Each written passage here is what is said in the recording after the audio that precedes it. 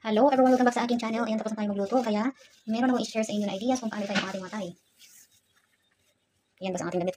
So, meron lang tayong Thai. Kailangan, i-measure nyo lang ng iyong mga kamay ang dulo ng inyong mga Thai. So, ayan, hanggang dyan.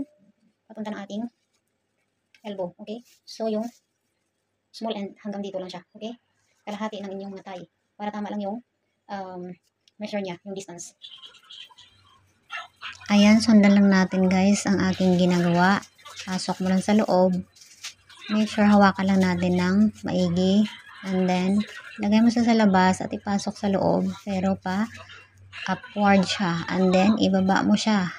Ayan, insert mo lang dyan at hilain ang big end at saka yung small end. Kung gusto mo siyang tight up. Ayan, i-tight end mo or i-loose mo siya. Hawakan mo lang yung maliit na parte. So, yan lang siya. That's it for today. Hope meron kayong natutunan sa araw na ito. God bless everyone.